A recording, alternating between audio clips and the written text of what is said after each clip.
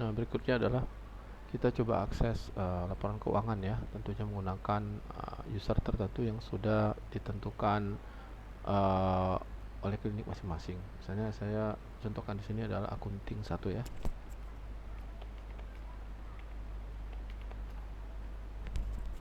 Ini level user akunting bagian keuangan ya. Contohnya, dan klik OK saja. Nah, baik, coba lihat di akunting itu banyak sekali yang muncul ya, berbeda dengan level user kasir tadi. Dia punya ada daftar keuangan ya.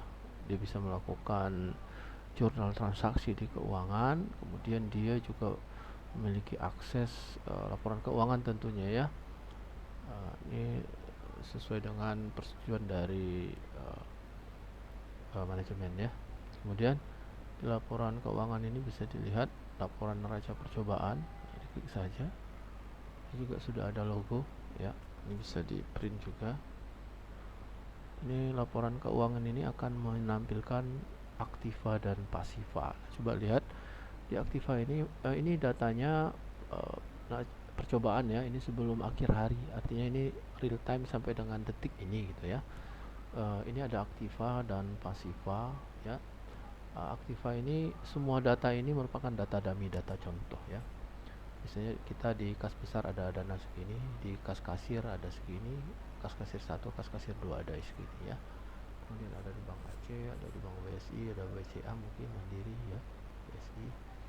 Kemudian kita juga punya piutang dan perlengkapan kantor kita ada segini.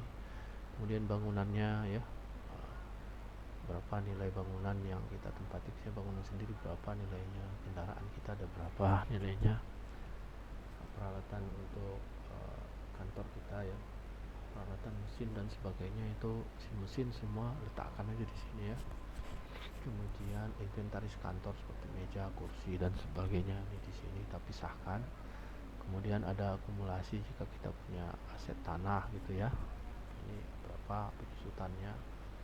Kemudian ya, penyusutan per bulannya tentunya. Kemudian bangunan, ada kendaraan, peralatan dan inventaris ya. Ini juga dibuat penyusutannya per bulan ya. Kemudian di sini juga ada aset lain-lainnya.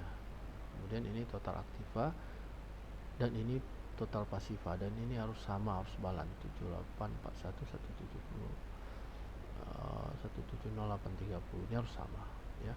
Kemudian di pasiva ini ada utang usaha, kita punya utang ada di sini dia. Kemudian hutang bank gitu ya. Kemudian titipan lainnya, kewajiban kita apa aja, modal yang disetor. Nah, ini modal yang disetor ini berapa yang kita ingat ya, modal yang disetor untuk menjalankan usaha kita yang sudah disetor, dananya itu berapa. Kemudian laba tahun lalu, laba tahun berjalan ya, ada di pasiva ya, ini harus balan. Kemudian ada laba rugi percobaan juga ya, seperti biasa jika dibilang percobaan ya, belum proses akhir hari ya, ini sampai dengan detik ini pendapatan kita itu di sini ya. Ini pendapatan piutang kita segini, artinya kita ada piutang ya, ada uang kita di perusahaan lain yang belum dibayar. Nah, berarti kita mungkin ada kerjasama dengan sebuah perusahaan atau beberapa perusahaan, seluruh karyawannya itu bukan pemeriksaan, ambil layanan di klinik kita, tapi belum dibayar. Nah, itu namanya piutang ya, kita punya harta, punya uang di tempat lain ya.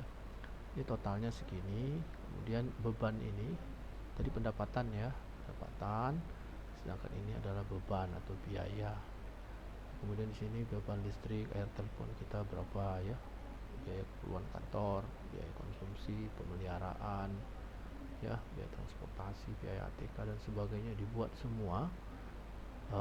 Kemudian ADM dan biro jasa segala macam.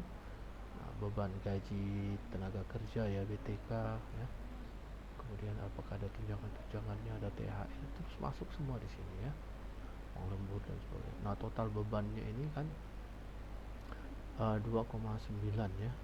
Nah, berarti tentu saja laba rugi ini di total dari 7 dikurang 7,6 dikurang 2,9 ya, berarti laba rugi sekitar 4,7. Seperti ini laporannya. Nah, berarti penting sekali untuk apa namanya untuk mengetahui seluruh angka-angka aktiva dan pasiva ini harus ada ya, terutama misalnya modal yang di store tadi berapa gitu ya. Ini kemudian inventaris kantor ada apa aja, meja, kursi itu berapa nilainya keseluruhan gitu. Misalnya ada bangunan kendaraan yang sudah dibeli itu disusutkan setiap bulannya. Oke. Ini laporan keuangannya, kemudian percobaan, kemudian bisa juga dilihat nanti neraca per tanggal. Nah, setelah proses akhir hari ini dapat dilihat ya. Ini data lama ini ya, coba kita lihat.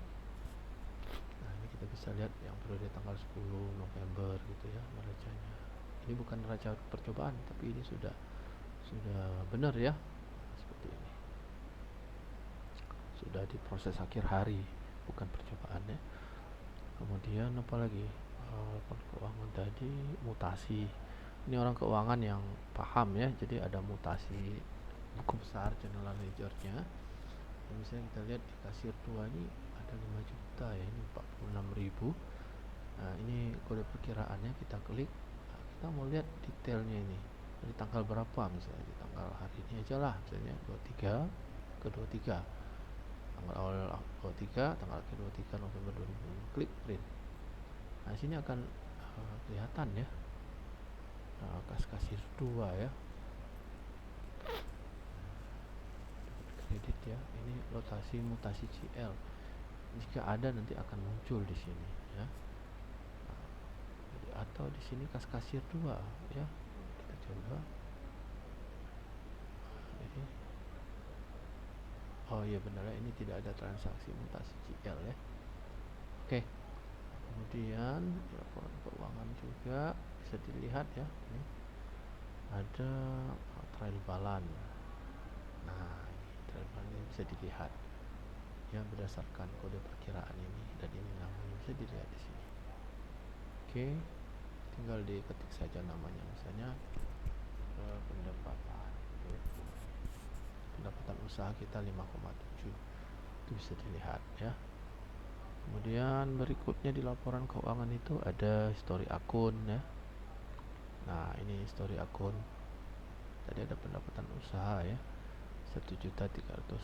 Ini yang transaksi atas nama Siska tadi. Ini bisa muncul, bisa kita lihat di sini. Debit kreditnya ya. Kemudian kembali ke laporan keuangan dan terakhir ada log akun transaksi. Ini juga bisa kita lihat. Ini yang tadi ya, kasir 1 ya. Pembayaran lunas 1.3, ada debit, ada kredit. Kemudian nomor antrian ini tadi sudah nomor 1. Yang lain laporan transaksi seperti biasa menggunakan kasir 2 tadi ya. Mana tadi kasir 1 ya. Jadi per kasir kita bisa lihat ya, pimpinan juga bisa melihat nanti mutasi-mutasinya. Oke, kemudian ada di sini laporan aset ya. Nah, ini aset ini belum ada. Kemudian laporan penjualan juga belum ada. Kemudian laporan piutang ya. Laporan piutang. Ini tidak ada piutang, tidak laporan ya. Nah, ini di akunting juga bisa melakukan buka tutup untuk proses awal hari dan akhir hari di sistem. Mungkin demikian. Nanti kita akan update jika ada fitur tambahan lainnya ya yang belum masuk kemari. Mungkin di keuangan ini lebih ke akuntansinya nanti akan di training khusus ya, karena ini banyak menunya. Mungkin untuk penggunaan klinik mungkin sampai di sini ya. Ini mengapa ada pemeriksaan ini untuk kontrol ya, pemeriksaan pasien, kemudian ada pembayaran ya, bisa dicetak ulang tadi, ini sebagai kontrol juga. Ada tracking untuk kontrol, kemudian ada mungkin ada hasil ya, hasil pemeriksaannya, kemudian ada daftar dokter, nanti kita tambah di sini ya, dokter yang